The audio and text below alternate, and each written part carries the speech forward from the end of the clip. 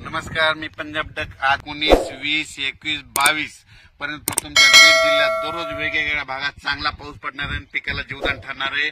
म्हणून खास करून ही बीड जिल्ह्यासाठी आनंदाची बातमी. योगायोगाने मी आता हे कडाष्टी जवळ आहे म्हणून ही खास करून बीड जिल्ह्यासाठी एक आनंदाची बातमी दिली. त्याच्यानंतर लातूर जिल्हा झालं, सोलापूर जिल्हा झालं, धाराशिव जिल्हा झालं, नगर जिल्हा झाला, परभणी जिल्हा झाला, नांदेड जिल्हा, हिंगोली जिल्हा, जालना जिल्हा, संभाजीनगर या जिल्ह्यातल्या शेतकऱ्याला सांगू इच्छितो की उद्या 20 जुलैपासून 20, 21, 22 आणि 23 या दरम्यान चांगला दररोज वेगवेगळ्या भागात भाग बदलत पाऊस पडणार आहे. म्हणून हा अंदाज लक्षात द्यायचा. त्याच्यानंतर आपण परत विदर्भाकडे वळू. आज आहे 19 जुलै 2025.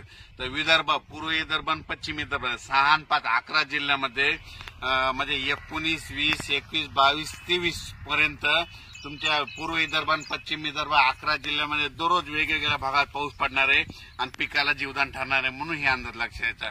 त्याच्यानंतर आपण वळू, आपण काय करू, लगेच पश्चिम महाराष्ट्राकडे वळू. त्याच्यानंतर सांगायचं झालं तर कोकणात देखील चांगला पाऊस पडणार आहे. म्हणजे 19 जुलैपासून तर 23 जुलैपर्यंत चांगला पाऊस राहणार आहे. म्हणून हा अंदाज लक्षात घ्यायचा. त्याच्यानंतर उत्तर महाराष्ट्राकडे देखील सरीव सरी येत राहणार म्हणून हा अंदाज लक्षात घ्यायचा. पण राज्यात सांगायचं झालं तर नगर जिल्हा झालं, जळगाव जिल्हा झालं, नाशिक जिल्हा झालं, त्याच्यानंतर बुलढाणा जिल्हा झालं.